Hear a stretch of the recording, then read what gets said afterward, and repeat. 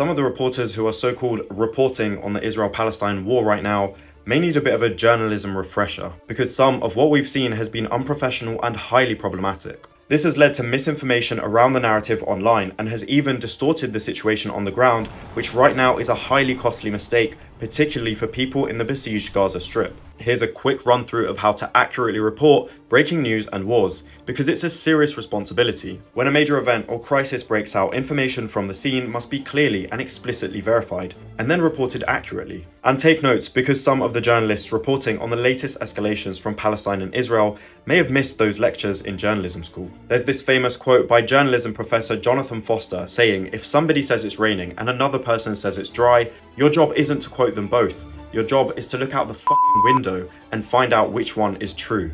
So right now, quoting an Israeli soldier who's apparently just come out of fighting isn't exactly the most unbiased source to put so many stories on. And Sky News' international affairs editor said the story about babies being beheaded in Kfar Aza in Israel is based on one live report from one Israeli reporter and has not been corroborated by officials, but it has been reported as fact around the world by experienced journalists who should know better. And Israeli journalist Oren Zev, who went to the scene, posted online that sadly Israel will now use these false claims to escalate the bombing on Gaza and to justify its war crimes. So to report accurately on a crisis, journalists, reporters, or anybody commenting on an event should see for themselves what's actually happened rather than rely on quotes from people who may have a clear agenda. And please, if you're commenting on something, know the issue, learn about the history, learn about the culture, build relationships with people who live there. Don't just think you can jump right into an issue and do the job of a reporter on the fly. The Israeli-Palestinian conflict is complex and it's sensitive for millions of people around the world.